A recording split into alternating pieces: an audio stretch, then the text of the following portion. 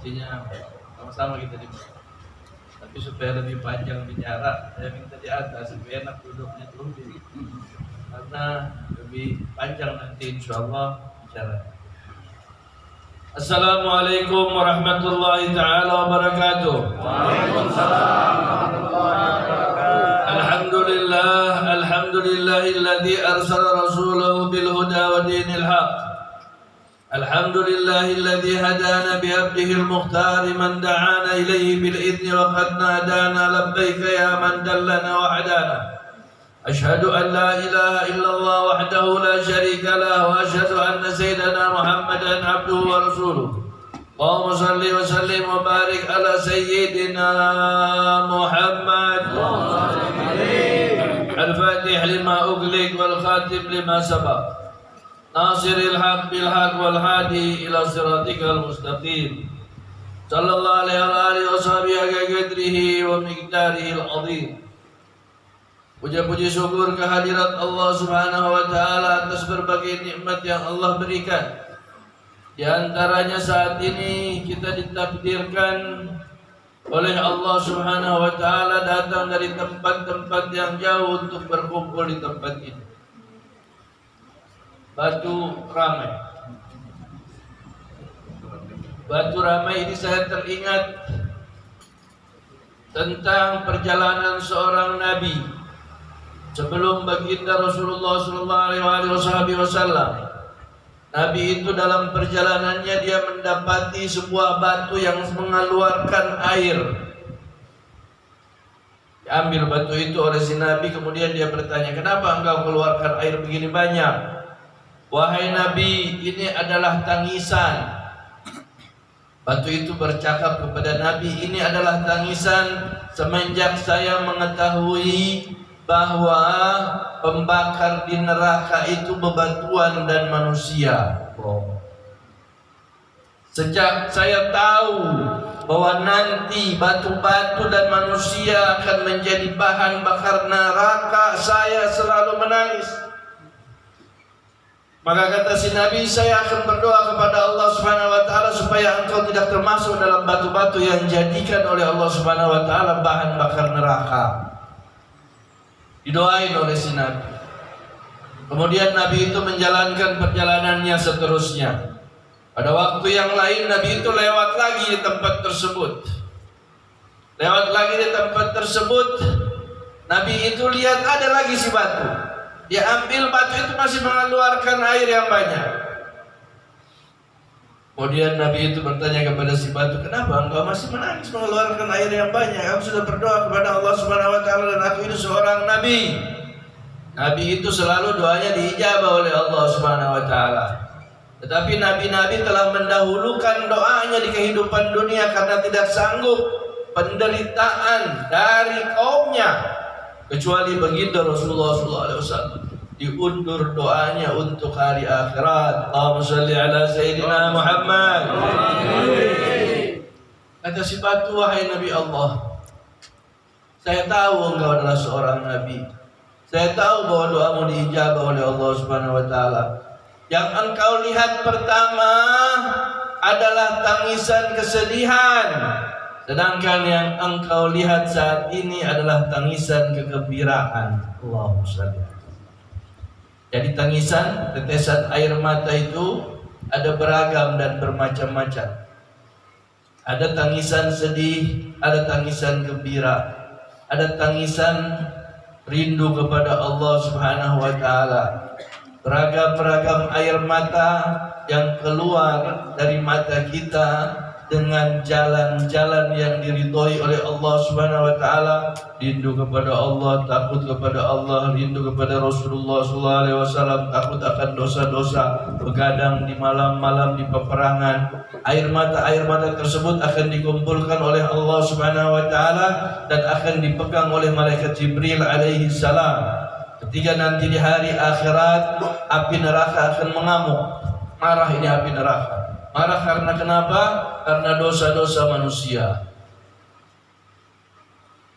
Ketika Allah berkata kepada neraka halim talati, kemudian neraka berkata hal min mazid. Ketika Allah berkata kepada neraka, apakah kau sudah penuh? maka neraka akan berkata, mana, tambahkan lagi, akan aku siksa mereka. Maka malaikat Jibril alaihissalam menyiramkan segelas air. Kemudian neraka itu surut dia, turun dari ke bawah. Ditanyakan, wahai Jibril, air apa itu? Air umatmu ya Rasulullah, air mata umatmu. Air mata umatmu yang menetes karena begadang di peperangan. Air mata umatmu karena menangis rindu kepadaku, rindu kepada Rasulullah SAW, rindu kepada kekasih-kekasih Allah Subhanahu wa Ta'ala, takut akan dosa-dosanya, memohon akan hajat-hajatnya, kemudian menetes air mata dari umatmu itu kemudian dikumpulkan, kemudian disiramkan kepada neraka yang sedang mengamuk atas dosa manusia. Bukan cuma neraka yang mengamuk. Dalam hadis yang lain, air di lautan pun mengamuk. 2018 kemarin kita dicoba oleh Allah, diuji oleh Allah dengan bala, dengan pengujian gempa yang membuat air menghantam kota Palu. Kemudian ada tanah gempa, zilzal. Kemudian ada yang dikatakan dengan blender. Kita lihat blender bumbu itu, begitulah rumah itu masuk ke dalam tanah. Itu semua ujian dari Allah Subhanahu wa Ta'ala. Dalam hadis itu dikatakan bahwa air laut akan mengamuk, menghancurkan manusia sebab dosa yang mereka lakukan. Air mengamuk, neraka mengamuk. Bahkan di dalam keterangan yang lain sama pun mengatakan demikian. Wahai Allah, seandainya Engkau izinkan, maka kami, langit ini akan jatuh ke kepala-kepala mereka yang berbuat dosa. Langit ini besar, 7 lapis langit itu besar. Yang kita lihat itu dia adalah akhir pandangan kita. Bukan langit masih ada di atas lagi. Langit sama bumi, itu bumi kecil. Bagaimana manusia? Karena marahnya langit akan dosa-dosa yang dikerjakan oleh umat manusia. Kafir diberikan rezeki, kafir diberikan minum, kafir diberikan makan. Yang berdosa, yang minum mabuk, yang berzina, yang berjudi, semua diberikan oleh Allah Subhanahu wa Ta'ala nikmat. Nabi Ibrahim alaihissalam didatangi oleh orang tua minta makanan. Nabi Ibrahim ini suka memberi makan tamu, tidak bisa makan sendiri karena kedermawanan kakek Rasulullah SAW tersebut.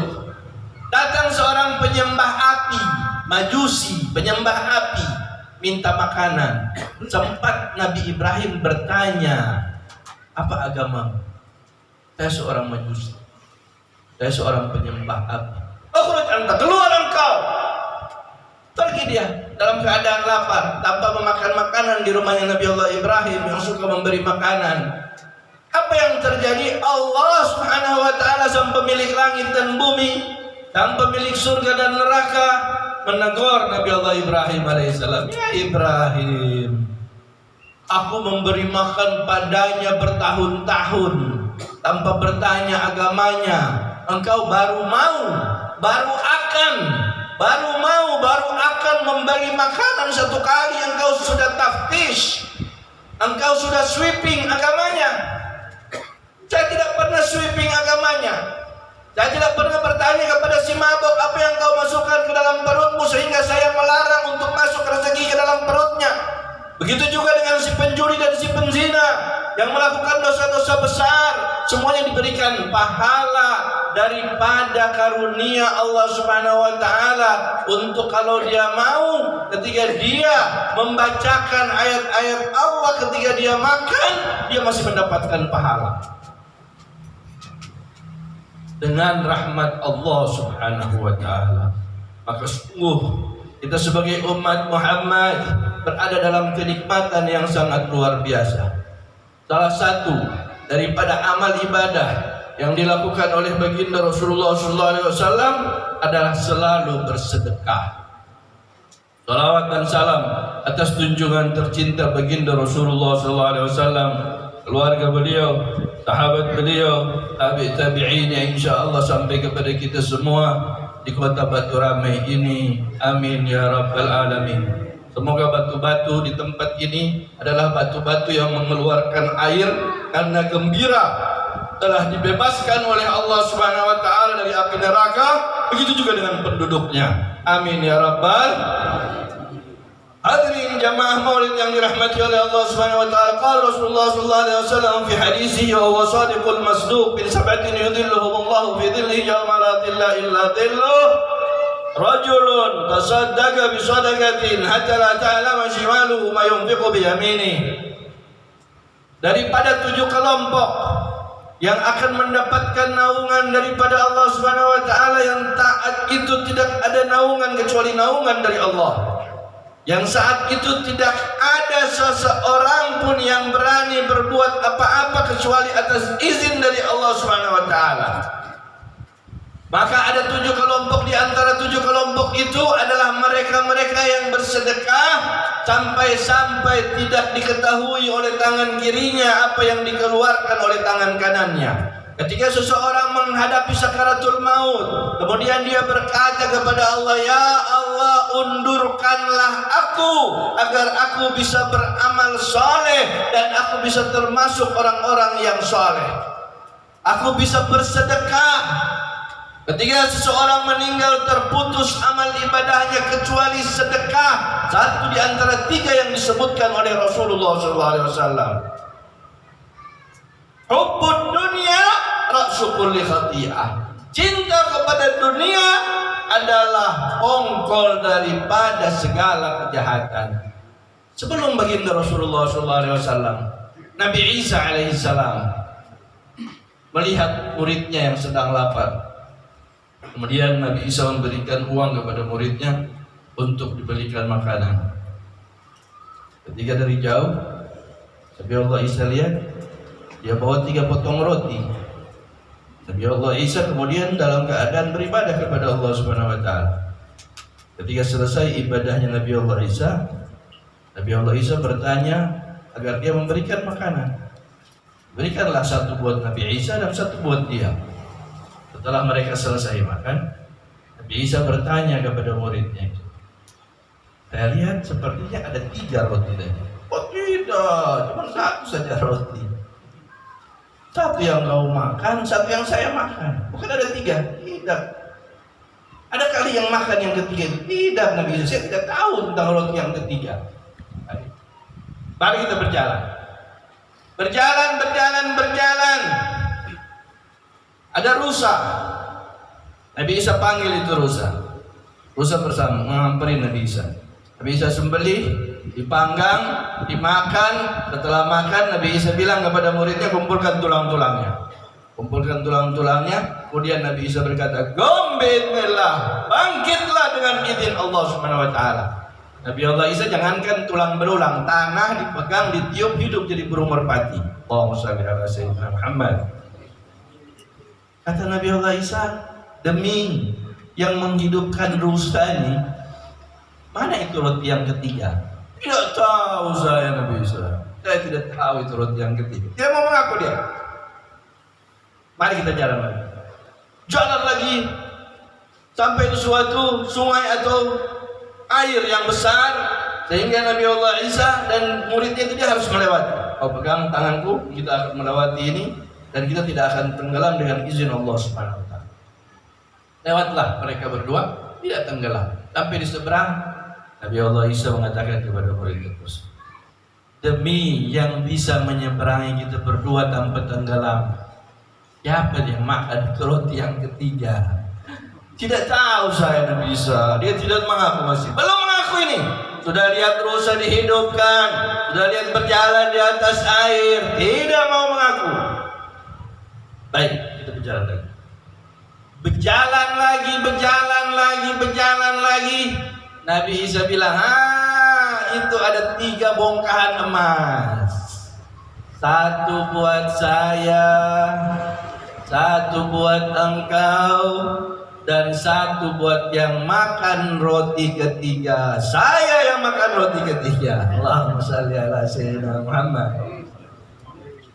Hubbud dunia, cinta dunia buta matanya, tidak terpengaruh dia dengan rusa yang dihidupkan oleh Nabi Allah Isa alaihissalam, tidak terpengaruh dia dengan berjalan di atas air, tetapi karena dia cinta harta tersebut, maka dia mengatakan saya yang makan. Kalau begitu kata Nabi Isa, kau tinggallah di sini. Saya punya itu yang saya punya kau ambillah. Tiga-tiga itu bongkahan emas buat dia. Nabi Isa pergi. Datang perompak, penyamun. Datang penyamun.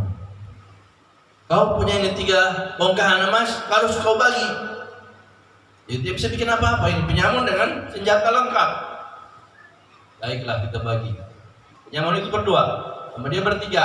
Bongkahan emas kemudian dibagi 3. Kemudian mereka tiba-tiba kelaparan. Ayo, satu orang harus pergi menuju pasar beli makanan. Pergilah satu orang, yang murid Nabi Isa dan salah satu perampok. Ternyata makanan tersebut diracuni. Makanan tersebut diracuni. Ini muridnya Nabi Isa akhirnya dibunuh oleh perampok. Tinggal dia dan 3 bongkahan emas. Datanglah temannya itu, dia bawa makanan dan 3 bungkus makanan itu ternyata telah diracun. Mereka berdua makan itu makanan, kemudian yang terjadi adalah perampok yang satu pun dibunuh oleh perampok itu sebelum makan. Supaya saya kenyang, saya mau bunuh ini yang bawa makanan. Dia bunuh temannya, dia bunuh temannya muridnya Nabi Isa, kemudian dia nikmati makanan tersebut yang beracun. Dia pun mati. Nabi Isa kemudian lewat lagi di tempat tersebut, bongkahan emas masih utuh 3, sedangkan di sampingnya ada 3 mayat. Allahumma shalli ala sayyidina Muhammad. Ini namanya hubbud dunya ra'su kulli khati'ah. Kalau sudah cinta kepada dunia bisa berbahaya. Dianjurkan untuk dunia itu ditaruh, jangan ditaruh di dalam hati kita, tetapi diletakkan di tangan kita. Atau bahkan ada mereka yang meletakkan di kaki mereka, sehingga apa-apa yang ia keluarkan tidak berpengaruh kepada hatinya. Bahkan istri daripada baginda Rasulullah SAW, Sayyidatuna Aisyah itu, beliau kalau mau bersedekah, beliau letakkan minyak wangi pada uang yang akan beliau sedekahkan. Kemudian beliau berkata, sebenarnya hakikatnya uang-uang ini akan berada di tangannya para malaikatnya Allah Subhanahu wa taala, bukan berada di tangan fuqara wal masakin. Allahumma shalli ala sayyidina Muhammad. Rasulullah SAW selalu bersedekah, bahkan Rasulullah SAW tidak betah kalau ada uang di rumahnya. Kenapa? Karena jalan Rasulullah SAW ketika ditanya oleh para sahabat tentang kondisi Rasulullah SAW, kata Rasulullah SAW, apa yang saya alami saat ini adalah sengaja saya lakukan. Kalau saya mau berdoa, tentulah Allah akan memberikan kepada saya kerajaan yang luar biasa. Kalau saya mau menerima tawaran daripada malaikat penjaga gunung yang berada di Makkah dan di Madinah, maka semua gunung-gunung yang berada di Makkah dan Madinah ini akan menjadi emas dan perak. Tetapi Rasulullah SAW menolaknya. Harta yang kita punya belum tentu punya kita, tetapi harta yang sudah kita sembahkan, kita sedekahkan, kita berikan kepada masjid-masjid, kita berikan kepada musalla-musalla, kita berikan kepada pesantren-pesantren, kita berikan kepada anak-anak yatim, kita berikan kepada janda-janda, kita berikan kepada fuqara wal masakin. Itulah harta kita yang sebenarnya. Itulah harta yang akan kita nikmati. Tetapi harta yang kita simpan belum tentu kita nikmati. Besok kita meninggal, harta tersebut akan menjadi ahli waris. Kalau harta itu banyak, maka berbahaya bagi ahli waris kita. Mereka bisa ribut, mereka bisa rantem, mereka bisa cekcok gara-gara harta yang kita tinggalkan. Maka kita harus berhati-hati, karena kenikmatan duniawi akan ditanyakan oleh Allah Subhanahu wa taala, wahai fulan bin fulan, dari mana engkau dapat harta ini? Wahai fulan bin fulan, dari mana engkau dapat harta ini dan kemana engkau infakkan, kemana engkau sedekahkan, kemana engkau letakkan harta tersebut? Semoga harta-harta kita yang kita keluarkan itu diterima oleh Allah Subhanahu wa taala. Hadirin jamaah maulid yang dirahmati oleh Allah Subhanahu wa taala. Kita berada di bulan yang penuh dengan keagungan, bulan yang penuh dengan kegembiraan. Dikatakan oleh Al-Habib Umar bin Muhammad bin Salim bin Hafidh bin Syekh Abu Bakar bin Salim bahwa tidak ada suatu perayaan pun, suatu kegembiraan, suatu perayaan yang lebih berhak, yang lebih utama, yang perlu dan harus kita lakukan kecuali perayaan Maulid baginda Rasulullah SAW. Jadi kalau diurut-urut ini, mau bikin perayaan, mau bikin kegembiraan, mau bikin pesta, yang paling berhak kita bikin pesta, yang paling berhak kita rayakan kegembiraan adalah hari kelahirannya baginda Rasulullah SAW. Kenapa? Karena kita diangkat, dipindahkan daripada kezaliman, daripada kegelapan, daripada saat-saat yang tidak kita lakukan dalam ketaatan kepada Allah, dipindahkan oleh Rasulullah SAW ke dalam ketaatan. Setiap waktu, setiap saat, bahkan berkumpulnya kita di tempat ini, maka kita niat untuk iktikaf, maka kita akan mendapatkan pahala iktikaf. Iktikaf di rumahnya Allah Subhanahu wa taala. Selain daripada pahala mendengarkan maulid, selain daripada pahala bersalawat, selain daripada pahala berzikir, selain daripada pahala mengenang Rasulullah SAW, kita akan dapatkan pahala iktikaf di tempatnya Allah Subhanahu wa taala yang paling Allah cintai. Hadirin jamaah maulid yang dirahmati oleh Allah Subhanahu wa taala, di dalam bergembira tentunya kita mau mencari tahu tentang apa-apa yang dikerjakan oleh baginda Rasulullah SAW. Salah satu yang saya sebutkan di awal tadi adalah bersedekah, yaitu Rasulullah SAW sangat menyukai bersedekah. Sahabat-sahabat yang meninggalkan kota Makkah, mereka meninggalkan harta yang banyak. Mereka meninggalkan harta yang banyak, bukan 1-2 juta yang mereka tinggalkan, tetapi harta yang sangat banyak. Di antaranya mereka mempunyai tempat-tempat perdagangan yang semua itu tidak bisa dibawa ke Madinah. Mereka harus tinggalkan demi untuk berhijrah di jalan Allah Subhanahu wa taala. Sampai suatu ketika Rasulullah SAW mendengar bahwa Abu Sufyan membawa harta orang-orang Islam itu untuk dijual. Salah satu item yang disebutkan oleh ulama di dalam kitab sejarah adalah kurang lebih 1000 ekor unta. 1000 ekor unta. Kalau kita kalikan dengan 90 juta atau 80 sampai 90 juta satu ekor unta dikali 1000 berapa banyak? 90 juta kali 1000. Harta yang sangat banyak. Itu baru satu jenis. Belum ternak sapi, belum ternak kambing, belum karpet, belum emas, belum perak, belum sutra. Berarti harta yang dibawa oleh Abu Sufyan itu sangat banyak. Mungkin kalau zaman kita sekarang ini sudah ratusan miliar atau mungkin sudah triliunan. Kemudian Rasulullah SAW berkata kepada para sahabat, itu Abu Sufyan bawa harta, di situ ada harta kita. Bahkan harta yang ada pun itu bisa dimiliki daripada umat Islam. Apalagi harta itu benar-benar adalah milik umat Islam yang mereka ambil. Kata Rasulullah SAW, kita akan ambil harta. Keluarlah 313 atau 314 umat Islam. Mereka tidak tahu bahwa Abu Sufyan ini ternyata telah mengirim mata-mata, telah mengirim jasus, mata-mata intel untuk cari tahu apa yang dikerjakan Rasulullah SAW di Madinah. sehingga harta yang dibawa tersebut selamat sampai di kota Makkah.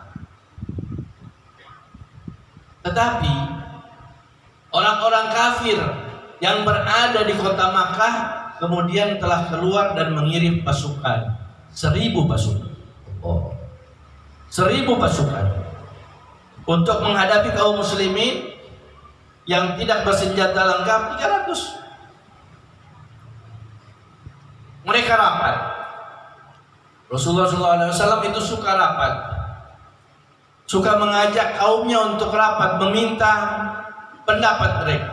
Berdiri Sayyidina Abu Bakar mengatakan akan bersedia untuk berperang. Berdiri teman-teman daripada Sayyidina Abu Bakar yang lain.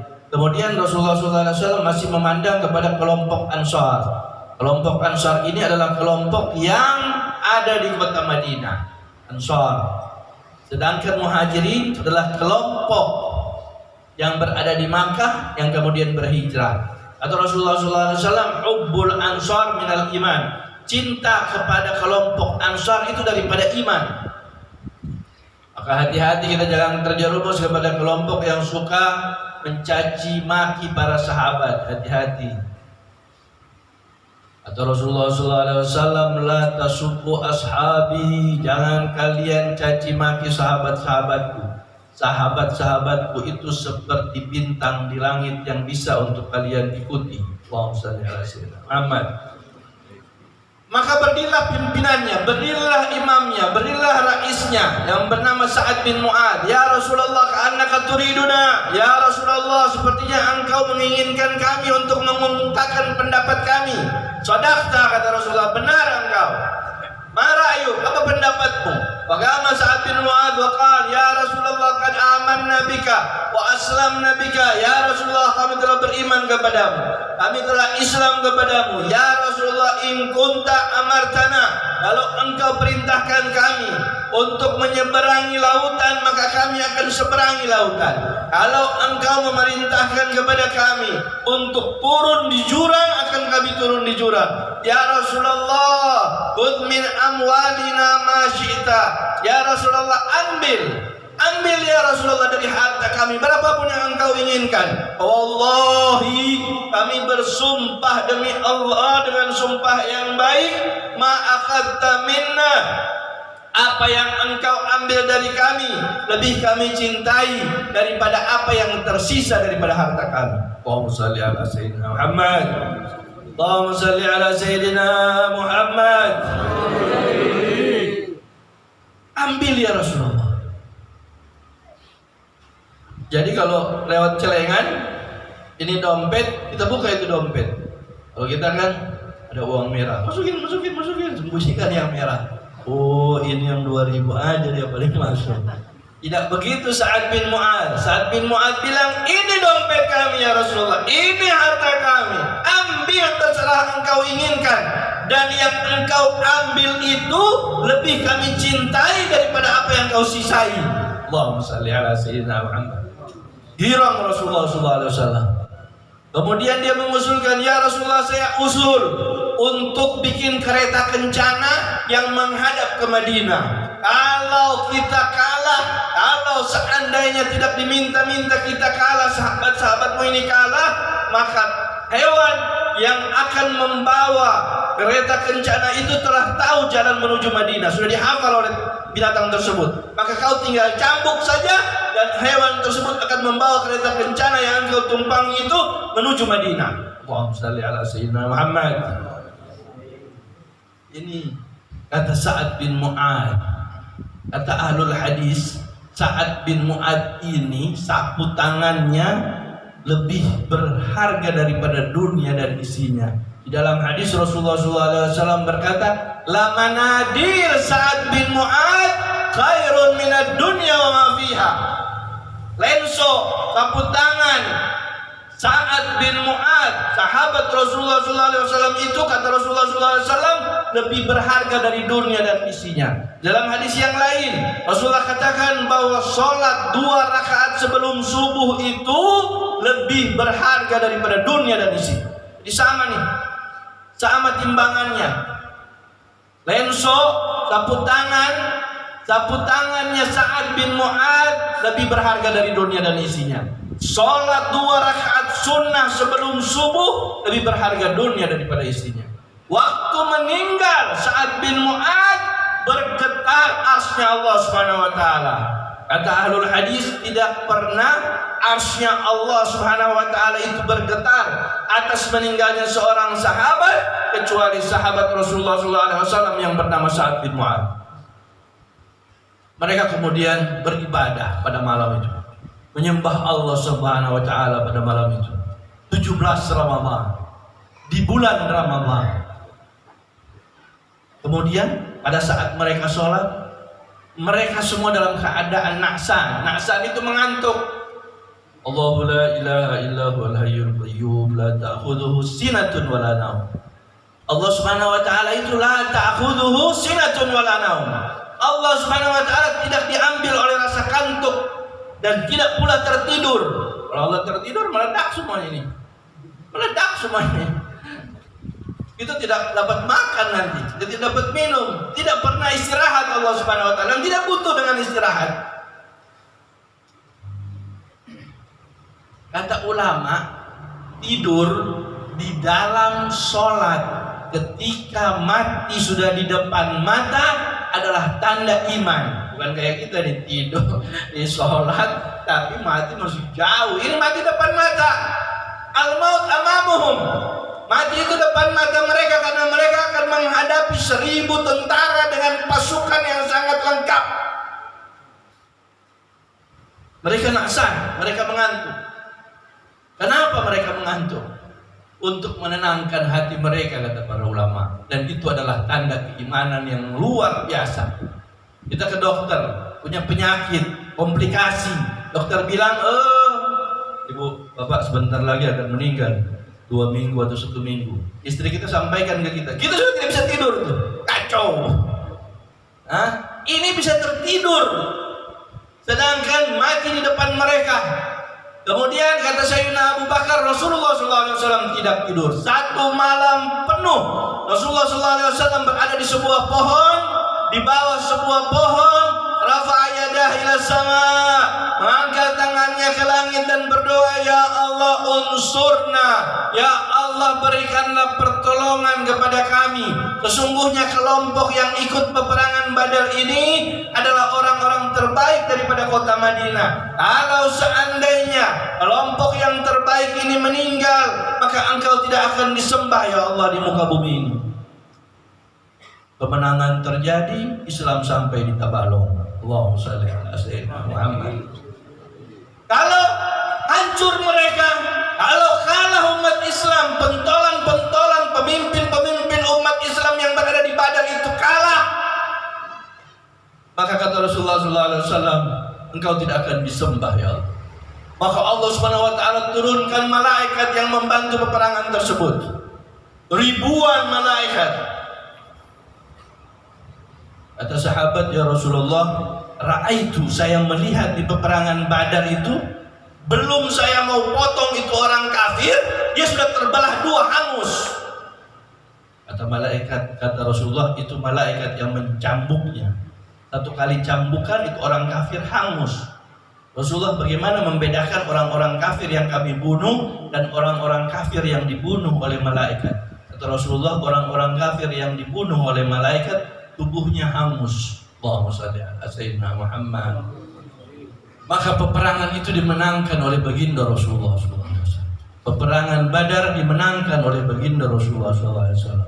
Nama-nama daripada mereka yang menghadiri peperangan Badar dibacakan pada saat kita mau meminta hajat kita kepada Allah. Itu adalah salah satu jalan doa kita diijabah oleh Allah Subhanahu wa taala. Kita cari nama-nama 313 atau 314 Ashabul Badar itu, kita baca, kita Fatihah, kita salawat kepada Rasulullah SAW, kemudian kita minta hajat-hajat kita, insya Allah dikabulkan oleh Allah Subhanahu wa taala. Peperangan demi peperangan dimenangkan oleh baginda Rasulullah SAW. Sampai turun ayat yang terakhir, Kata Allah Subhanahu wa taala dalam firman-Nya, aku telah sempurnakan agama ini. Semua sahabat girang, semua sahabat bergembira, kecuali satu, mertua Rasulullah SAW, Sayyidina Abu Bakar As-Siddiq. Beliau menangis. Kata sahabat yang lain, kenapa engkau menangis? Ma yubkika ya Abu Bakar? Kenapa engkau menangis wahai Abu Bakar? Kata Rasulullah SAW, agama ini telah sempurna. Kalau agama telah sempurna, berarti Rasulullah yang dipanggil. Sudah tidak lama lagi kita berhadapan dengan baginda Rasulullah SAW. Tidak lama kemudian malaikat maut meminta izin untuk masuk ke rumah Rasulullah. Ada Sayyidah Fatimah ada di depan, seorang tamu yang belum pernah saya lihat. Kata Rasulullah SAW, itu adalah malaikat maut. Izinkanlah dia untuk masuk. Setelah malaikat maut masuk, Rasulullah berbisik kepada Sayyidah Fatimah. Bisikan pertama, Sayyidah Fatimah menangis. Kemudian Rasulullah panggil lagi, kemudian Rasulullah bisik lagi. Bisikan kedua, Sayyidah Fatimah tersenyum. Sayyidatuna Aisyah, istri Rasulullah SAW, bertanya kepada Sayyidah Fatimah, apa yang dibisikkan Rasulullah kepadamu? Saya tidak mau buka rahasia Rasulullah. Saya tidak mau buka rahasia Rasulullah. Tidak lama, malaikat maut, malaikat Jibril telah berkumpul dan Rasulullah SAW pun merasakan mati itu. Kemudian Rasulullah SAW berdoa kepada Allah agar diberatkan sakaratul maut untuk Rasulullah dan diringankan kepada kita umat. Allahumma shalli ala sayyidina Muhammad. Kata Rasulullah SAW kepada malaikat maut, beratkan untuk saya. Innal maut la sakarat, kata Rasulullah. Sesungguhnya maut itu mempunyai rasa yang sangat pedih. Di dalam keterangan yang lain seperti dikupas kulit. Itu dirasakan oleh Rasulullah. Bahkan dimintakan oleh Rasulullah SAW untuk ditambah lagi. Ambil rasa sakit dari umatku ketika engkau akan mencabut nyawa mereka dan engkau pindahkan kepada Allahumma shalli ala sayyidina Muhammad. Kemudian beliau berbisik kepada Sayyidina Ali, menantunya, pintu kota ilmu. Yang dibisikkan oleh Rasulullah adalah sholat. Sholat, Allah fi sholat. Hendaklah engkau memperhatikan sholat. Sholat tidak ada celah bagi kita untuk meninggalkannya. Bagaimanapun kita harus bangun. Tidak bisa berdiri, duduk. Tidak bisa duduk, berbaring. Tidak bisa lagi berbaring, sudah diinfus. Tabung infus sudah di sebelah sini. Kita dalam keadaan diinfus, kita bisa tetap sholat dengan kedipan mata. Tidak bisa untuk ditinggalkan. Maka pesan terakhir Rasulullah SAW kepada Sayyidina Ali bin Abi Thalib adalah sholat, sholat, sholat. Kemudian Rasulullah SAW meninggal. Kemudian terjadi perbedaan pendapat. Sebagian sahabat mengatakan akan dikuburkan di Makkah, harus dibawa dari Madinah ke Makkah. Sebagian sahabat mengatakan kita kuburkan di Masjid Aqsa. Sebagian sahabat mengatakan begini dan sebagian sahabat mengatakan begitu. Kemudian berdiri baginda mertua daripada Rasulullah SAW, Sayyidina Abu Bakar As-Siddiq. Tsumma qala inni sami'tu Rasulullah SAW, saya mendengar Rasulullah SAW berkata bahwa para nabi, para rasul dikuburkan di tempat mereka meninggal.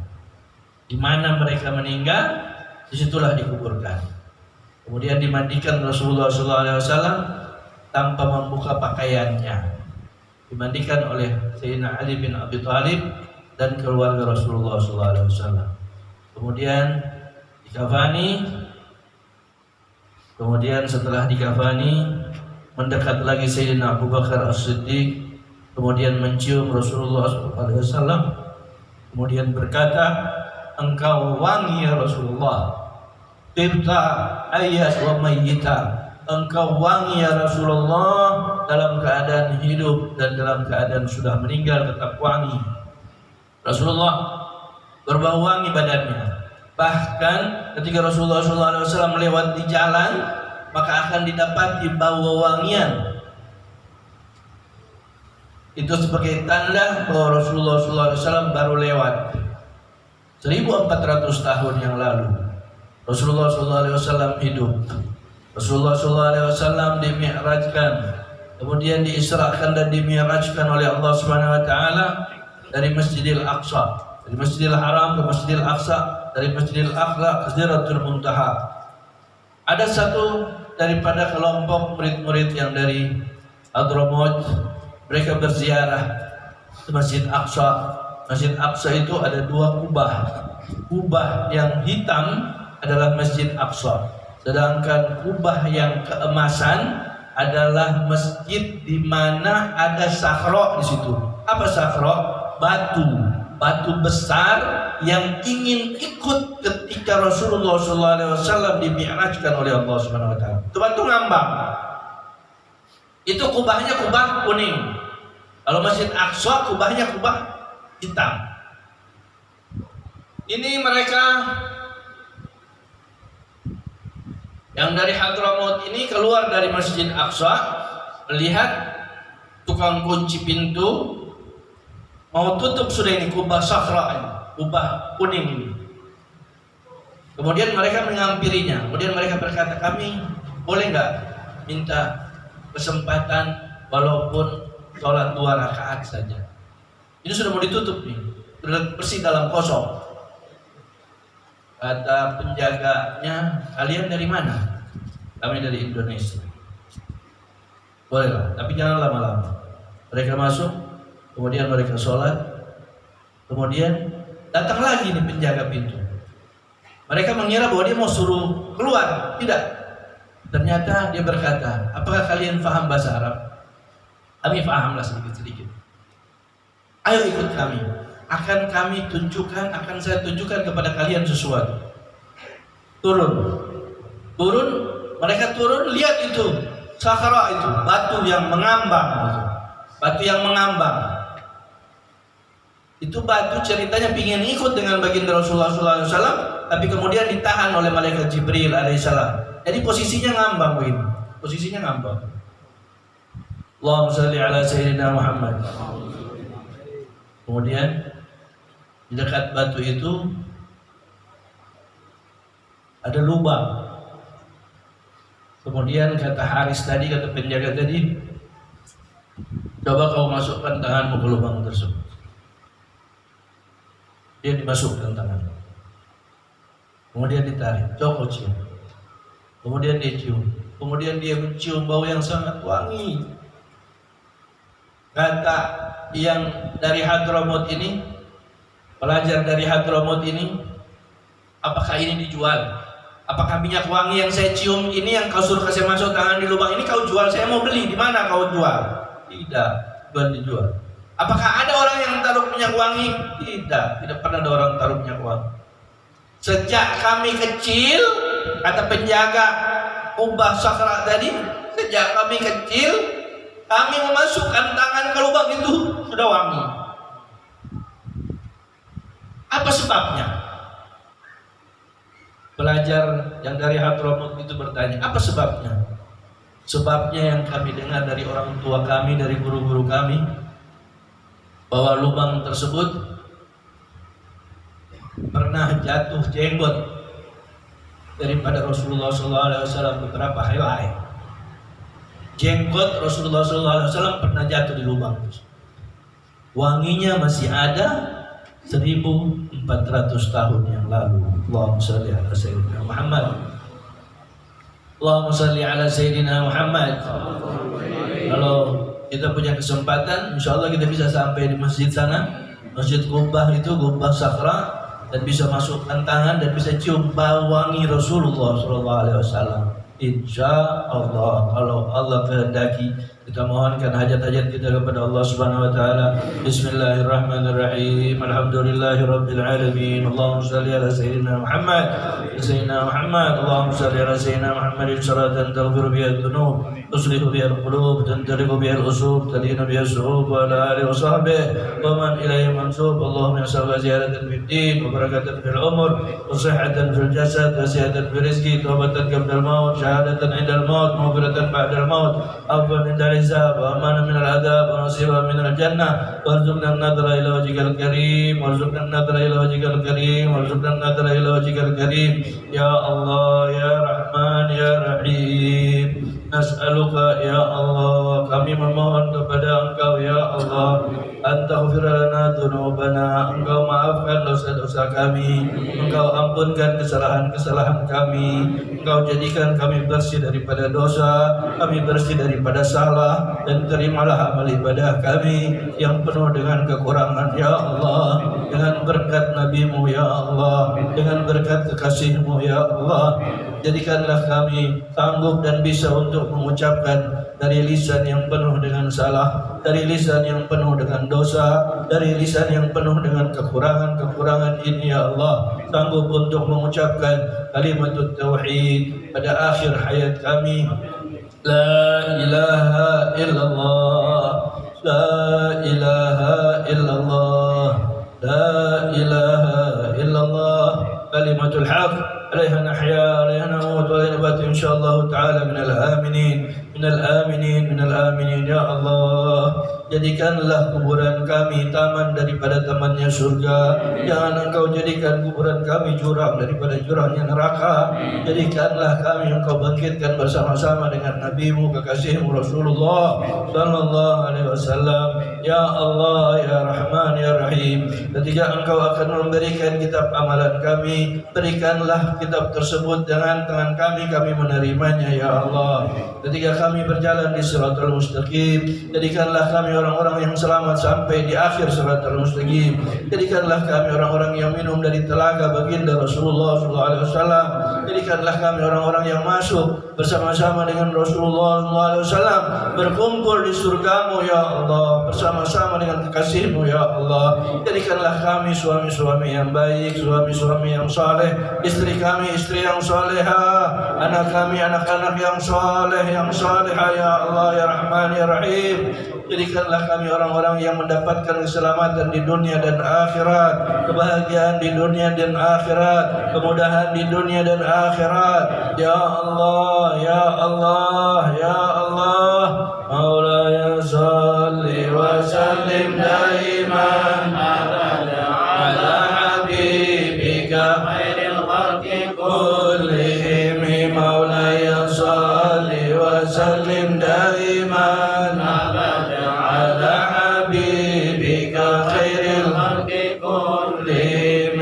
Maulaya salli wa sallim daiman abada ala habibika khairil khalqi kullihim. Allahumma salli